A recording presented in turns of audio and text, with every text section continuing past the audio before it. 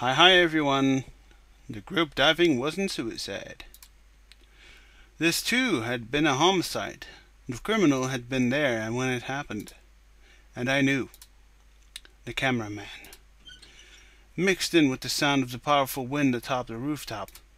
Mixed in with the sound of 5 people instantly weeping. Mixed in with the honking of the cars on the expressway below.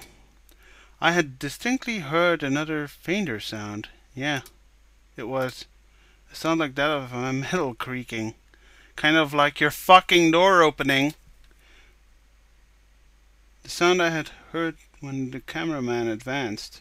Oh, the wheelchair? The sound of a wheelchair? Yeah. あの時、僕の前に現れたのは現実だったんだね。カメラの目線が低すぎだよ。将軍。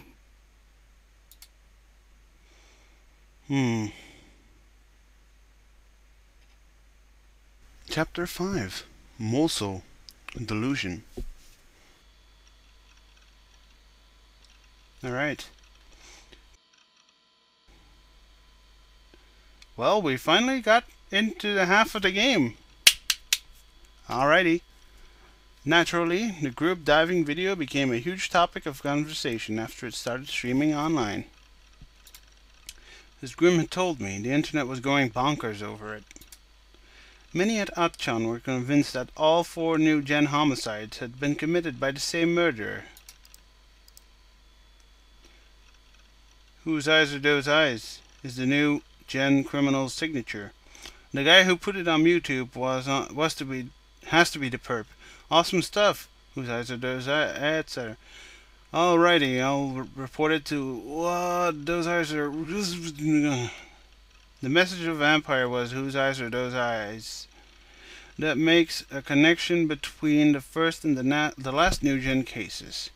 Even though everyone used to say they weren't related, so we can add in the pregnant man and the staking too. Crap, I'm getting way too excited about this.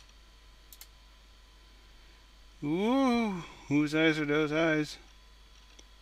Plus, whose eyes first showed up in the vampire house, so whoever did it couldn't have been imitating the group diving. Don't look this way, lol. Whose eyes? I saw the vid, but doesn't it seem kind of fake? I bet 1 cent that some acting troupe did it to get press. Don't overuse whose eyes are blah blah blah. You twerps. All it'll do is make the perp get even more into it. So are we like totally sure it's all the same guy now? Like it's usually just 2 meters tall, and they add a landing mat spread out right below it. Ruffle. That's what I said. Agreed. More people are gonna get killed while you guys keep using those words. Get a hold of yourselves. It's not that funny anymore. I live in Shibuya. Sub. Don't look this way. The YouTube vid, it racked up the top number of views. Whoa, don't look my way, haha. Here it is, the top story on MHK News. No declaration of responsibility from whose eyes are the blah blah. Special programs on all the commercial stations, except for Tokyo TV. The TV reports were getting overheated as well.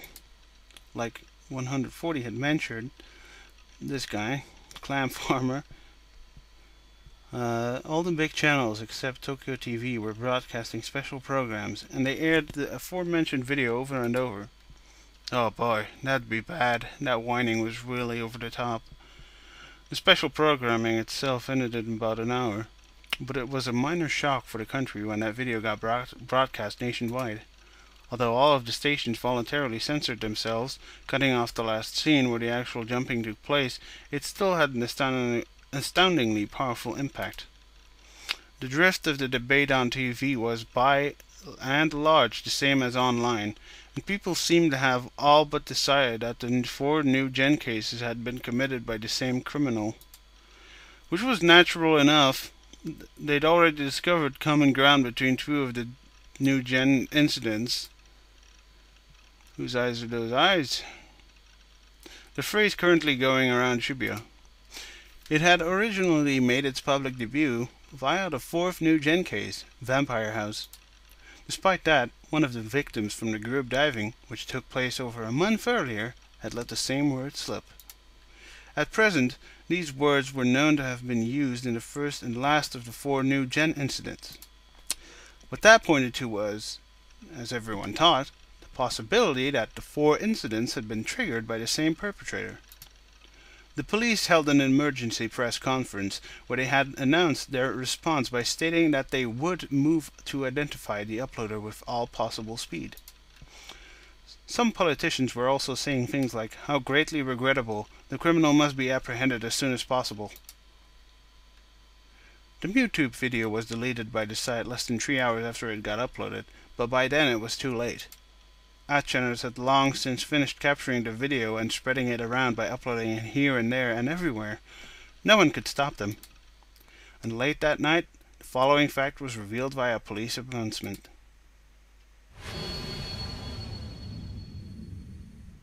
The video of the group diving incident had been uploaded from the PC in room 37 of a certain manga cafe, which was located in the Shibuya area.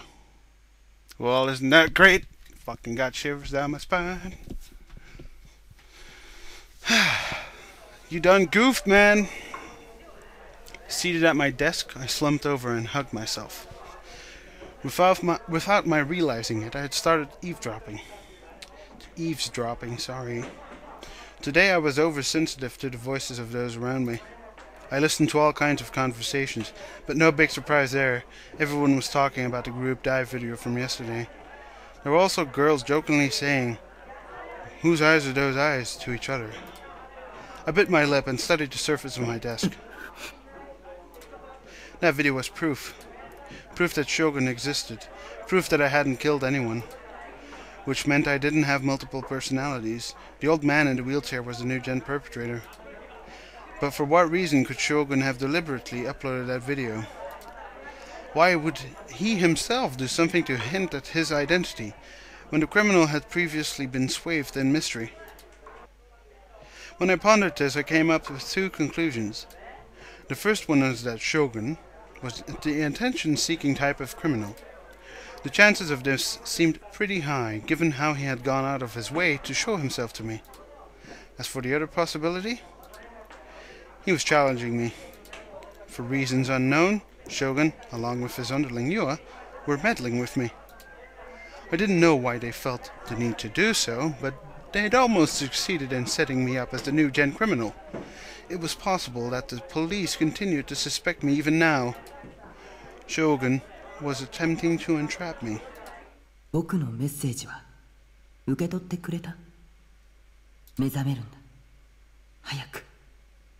でないと、もっとたくさんの人が死んじゃうことになるから。忘れないで。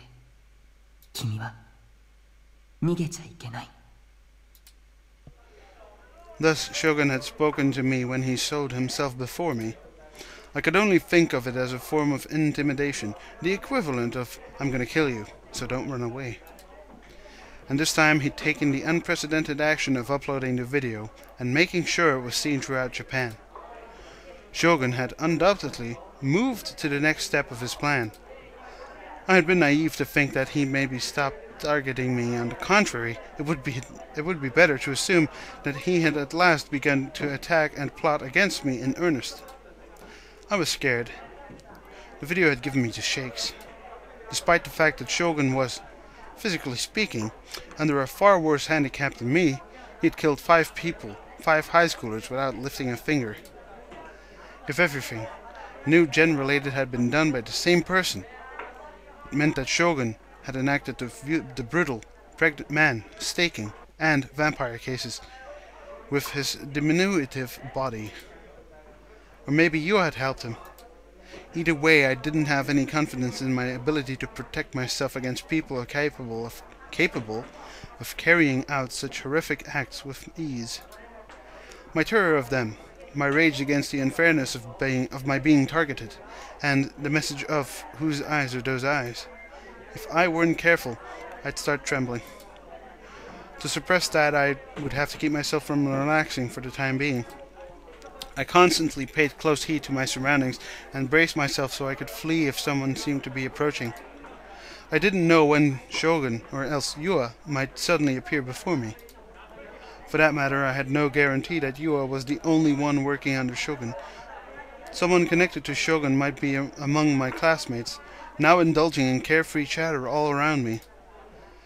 I had to do everything in my power to avoid being ambushed, like yesterday at Ad Cafe. If not, I'd get killed there next time for sure. I had to get a D-sword, fast. Obtaining the D-sword was the only way to break free of my current situation.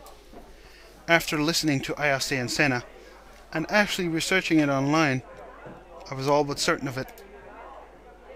I'd be saved if I got my hands on a D-sword. Yesterday evening, I had been frantically collecting information on D-swords while I kept an eye on the frenzy online, but I didn't meet any with much huge success. I cradled my head, digging my fingers through my greasy hair. How the hell was I supposed to become the owner of a D-sword?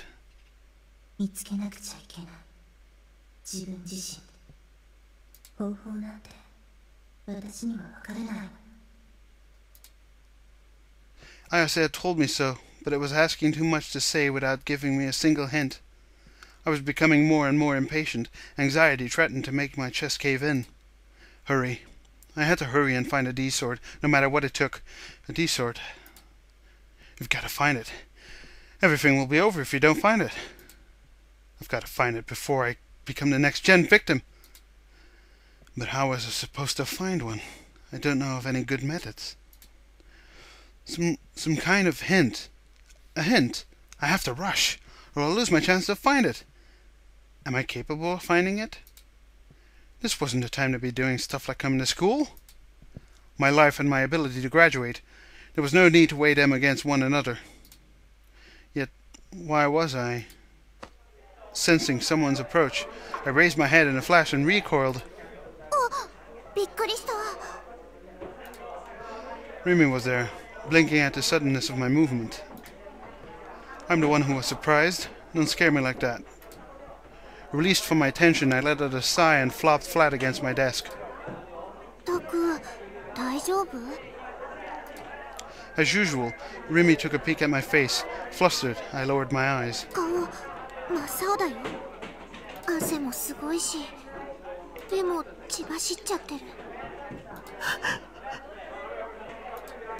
Was Rimi on my side, or was she my enemy?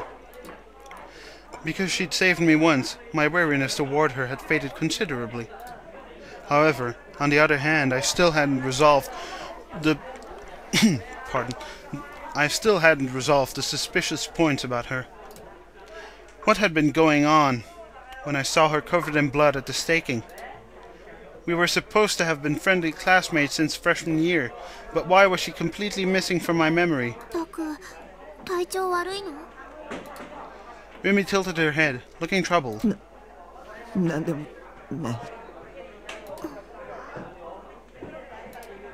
I looked away from Rimi. I couldn't ask her such things to her face. Your face. My nerves were utterly frayed by the time today's classes finally came to an end. Even during class, I had ceaselessly and warily surveyed my surroundings, paying no attention to the classmates themselves. Leave that yawn in there, just to piss everyone off. I hadn't slept since yesterday, but the sheer tension of it kept me wide awake. School today had felt virtually endless, and its excessive length had sent me into despair time and time again. I wondered why one's sense of time could be so drastically affected by one's state of mind. They say time flows at a fixed and constant rate, but maybe that's a lie. Your subjective point of view can change the speed of time. In fact, I had a hard time thinking of people's attempts to affix standalone values to periods of time like seconds and hours as anything, but a plot to cover up the differences in subjectively.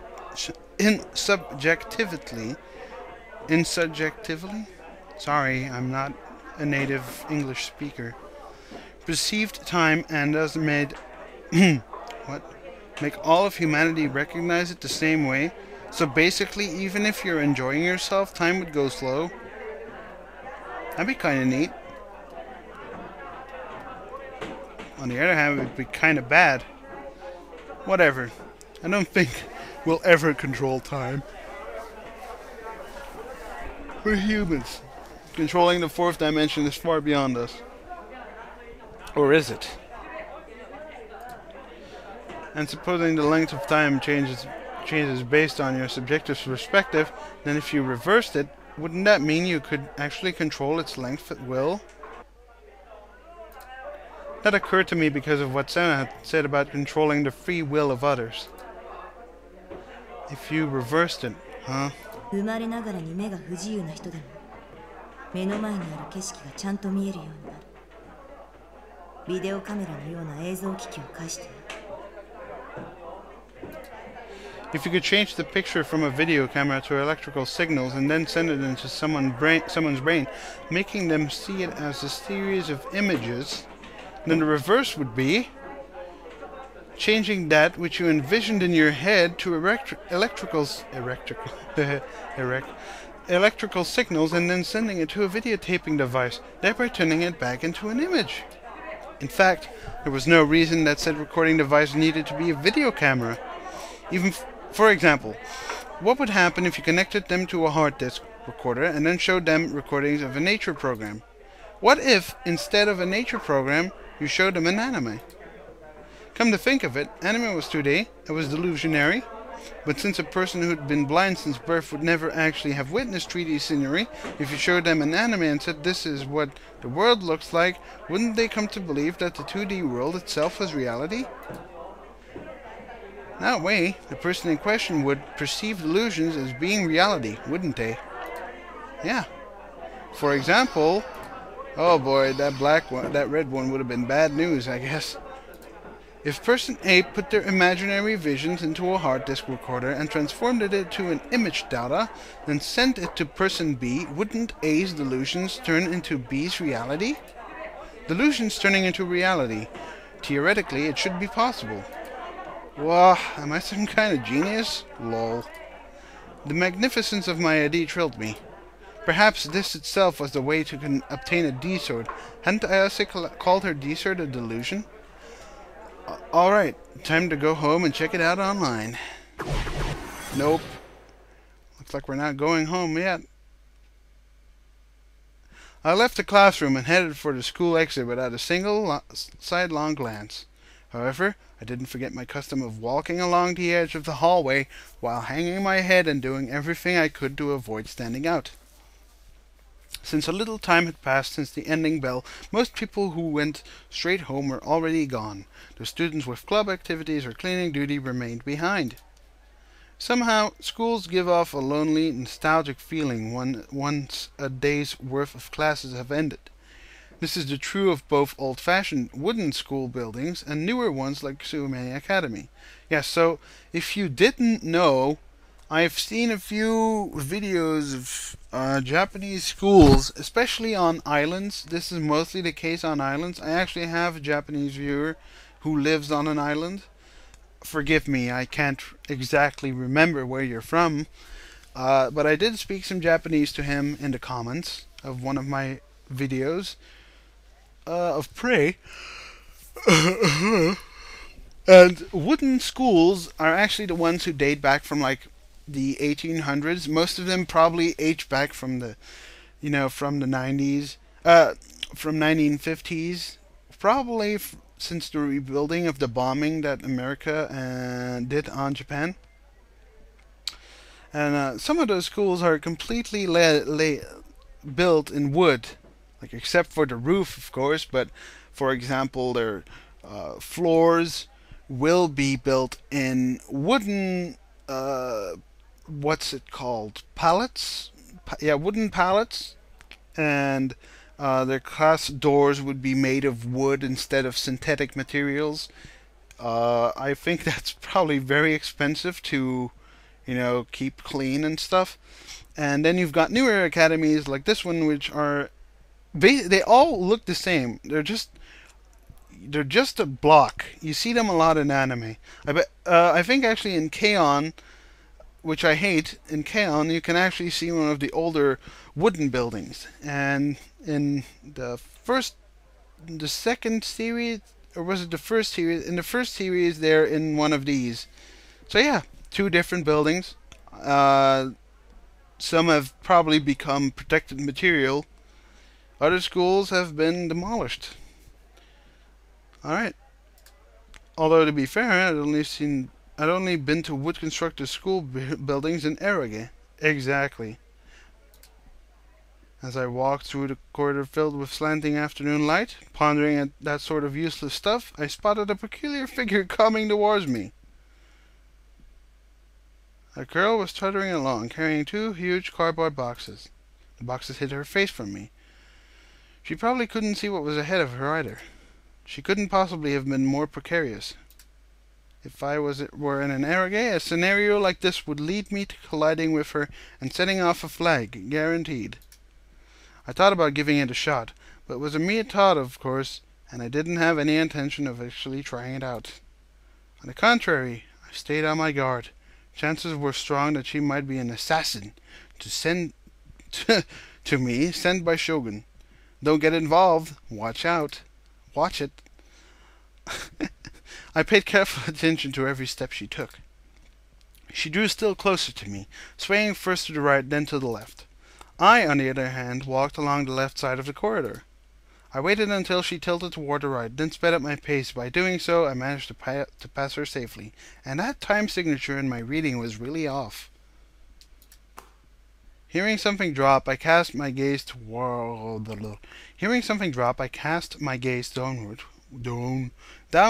without a second thought. Someone's student handbook had fallen. Without meaning to, I stopped.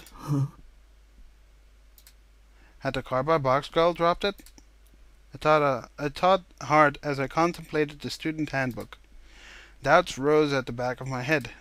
Why had it fallen now, with this timing? It was too obvious, almost as if someone were urging me to pick it up. A trap. I wondered if she dropped it on purpose. The cardboard box girl had used both arms to hold up her boxes. Neither of her hands had been free. If her student handbook had been kept in her skirt pocket, it would have been impossible for her to take it out and drop it on purpose. Except, it wasn't as if I had actually seen where the handbook had fallen from in the first place. Maybe the cardboard box girl had been holding it from the start, carrying her cardboard boxes in such a way as to conceal it from me? Nothing was certain. It might not have been deliberate, but it'd been normal to regard it as a coincidence. I then made my gaze follow the figure of the cardboard box girl. Or, I tried to. Huh? Right at the very instant, the cardboard box turned around the corner and went out of sight. I'd only seen her from behind for a second. I didn't think she looked familiar. I felt like she had short hair. No, but it also seemed long. I couldn't make a decisive statement either way. I hadn't seen her face either. Of course, the cardboard boxes had hidden it as we passed one another. All that remained in the hallway were me and the student handbook. Maybe the common sense response would be to pick it up and take it to the faculty room, or chase after the cardboard girl, but I hesitated to do either. I looked around. I didn't see any other students. All I heard were a number of girls laughing merrily from somewhere far off. I didn't think this was a trap. The handbook's owner was already gone. How might this situation end up entrapping me? Could there be a microscopic bomb planted in the handbook? That was far too unrealistic. Yeah, this isn't a Unabomber. I hope. Wow, a Belgian who knows about the Unabomber. Yes, what a wonderful world. So surely nothing would happen even if I picked it up right here and now. Right, of course nothing was going to happen. I had to use it to confirm that the girl was just who the girl was, just in case, because she might be working for Shogun. I take a look at her name, class, and headshot, and leave the handbook itself back here. I take a pass on shouldering the hassle of having to deliver it to the person in question. After glancing around with even greater caution to make sure no one was in the area, I picked up the student handbook and casually opened up to the first page. Lols. Isn't that fucking great? Well, there's an inking stamp. I honestly forgot how that stamping is called. It has a special name, and you actually have to have a diploma to do it. And it's basically a stamp you get when you get your diploma, or when you marry in Japan. You actually have to do this stamp. Yeah, and I can assure you, if you look at the box art for Okami on the Wii, not Okami, okay, not Okami, Okami, that's the way you say it. If you look there, right next to Okami, you'll have that small rectangular shape, and that's also a box. And mostly it's actually by the person who made the art in question, or the person who did do the inking. But yeah, that's what that red stamp is, if you were ever wondering. I could just look up Japanese old red stamp on Google, and I'm sure you'll find some documentation about it, but I honestly can't remember the name of it. I hastily flung it away. What was that? An unidentifiable eeriness. It didn't so much as freak me out, it made me feel sick. Malicious and blatant harassment aimed at me as an individual. Who could do such a thing? The girl from before, obviously. That girl had been affiliated with Shogun after all. Of course she had. Of course she had. I'd only had a glimpse of the student handbook's content, but the first page, which should have contained the owner's name, birth date, and class rate and other information, had been utterly blacked out. Furthermore, the headshot photo that ought to be pasted there had been ripped away. It made me feel ill. No fucking barf. I abruptly experienced nausea. I wanted to leave this place sooner rather than later. Oh, you felt nausea, right? Well, time to fucking listen to some music. Oh, yeah. You all know where this is going.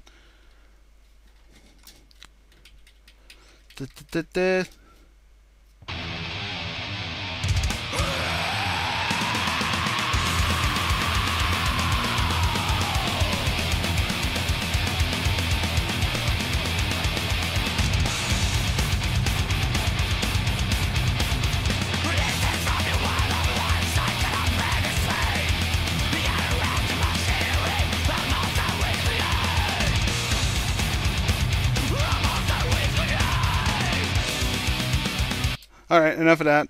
It was just going to be the refrain, but whatever. You heard enough of my shitty music. Covering my mouth, I went toward the stairs. Oh god! By the time I blindly came out the courtyard, I couldn't hold back my urge to vomit anymore. What the fuck? That sound effect. That's totally I'm saving. That's something I'm saving. The instant I dropped to my knees, the contents of my stomach came rushing back upwards.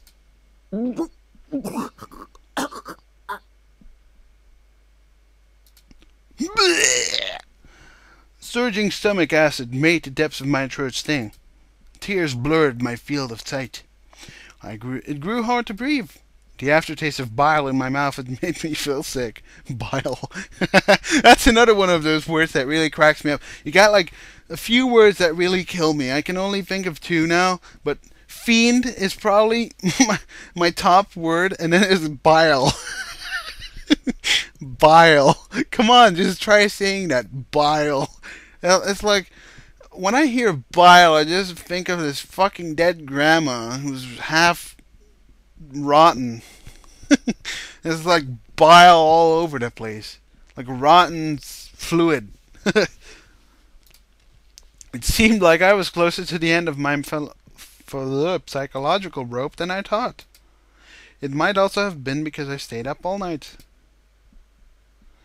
I looked around ceaselessly as I wiped the edges of my mouth. No one was there. But the shadows and blind spots I normally wouldn't take notice of seemed dreadful to me now. I began to think that you and Shogun might be hiding somewhere. Once I made myself bleeded, I had lost the ability to take a single step away from this place. Somebody save me. Won't you save me? Alright, only a few people are gonna get that reference. Whatever, I'll just tell you it's a song by Killswitch Engage. From the album I don't really like that much. I wanted to cry. At the same time, I urged the urge to vomit in my nose. In my nose? What the fuck are you smoking, Flocker, dude? The urge to vomit rose in me yet again. I didn't throw up this time around, but I had dry heaves over and over. It hurt. It hurt so bad. More and more tears started overflowing. I'll paste at the end why I'm laughing at the dry heaves. Trust me, you'll see. そこに瓶があります。中の匂いを説明してください。匂いに敏感やからな、ジミーは。もうこれだけでも俺もう分かんない匂い。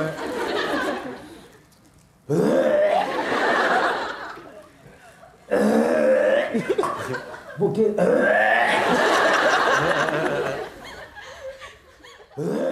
その匂いを説明してください。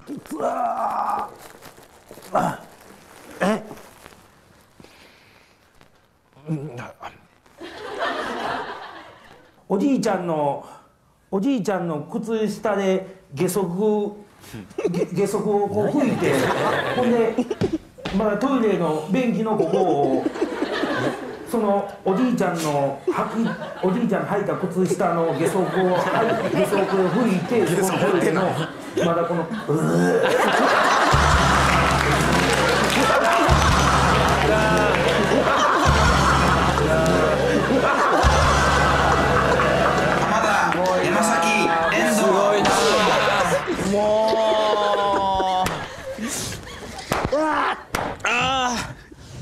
ちょっと何言うてはるんすか、ジミーさん。全く分からへん。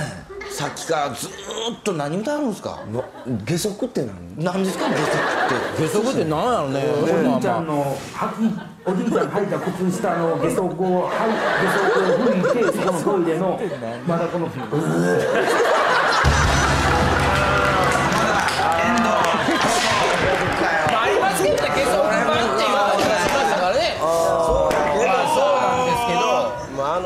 いうタイミングがもう分かんねえ、もうこの時間。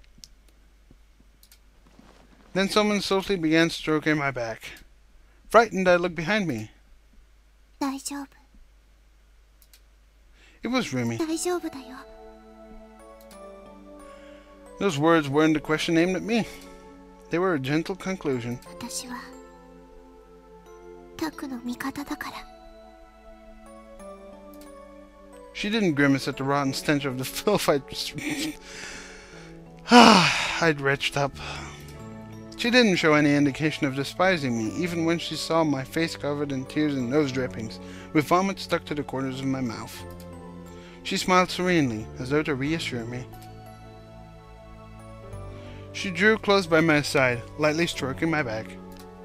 Why? Before this and now, when I thought I wanted someone to save me, why did Rumi materialize before my eyes? Because Rumi was here with me now. I felt a relief. I felt my burdens lighten. Before I knew it, I'd begun divulging all my emotions, even though I was bad as talking about myself.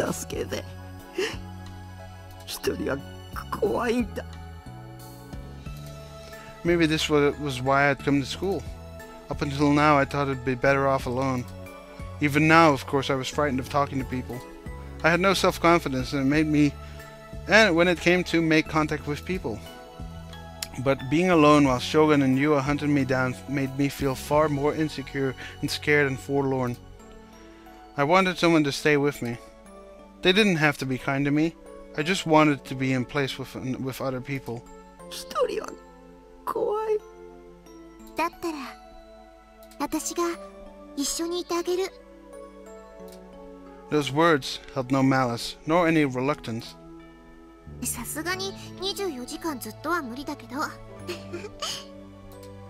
Her shy gaze suddenly tilted up toward the sky. What was she looking at with such distant eyes? 朝一緒に学校行って、学校では休み時間にどうでもいいこと話して、お昼休みは一緒にご飯食べて、This seems like a setup for a cheap scare. 夕方一緒に帰って帰るついでにたまにどこかのお店に寄ったりしてタクの部屋でちょっとだけおしゃべりしてそれでまた明日ねって手を振って別れてそんなのでいいなら私いくらでもしてあげるよそういうの結構憧れなんだ That was almost like being boyfriend and girlfriend. I was stupefied. Was she talking seriously? Yeah, her face certainly seemed to say so. どうしてどうしてそこまでしてくれるのそれは Because there was definitely a flan standing here, right? It wouldn't be weird to say because I love you and for her to say because I love you in this situation, right? Not that I could think of a single reason why Raymond would fall for me. No, wait, this is Zhu Liang's trap. Something similar had happened in the past. You had fooled me, driving me to the brink of despair. That's why I can't afford to expect too much. Start by envisioning the worst case scenario. No, don't do it! Remy too might be my enemy.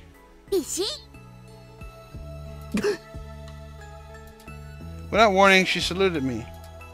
The suddenness of her actions left me shaken, making me think in astonishment that maybe she was about to reveal her true nature.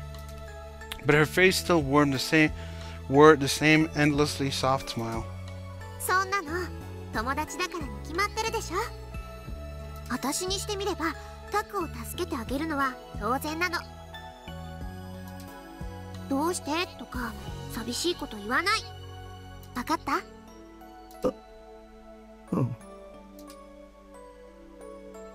If it were as a couple, I might have felt like my life had finally begun for real. Well, we're going to continue this next week, as I actually plan to get one of my older projects finally started up again, namely Pokemon Coliseum.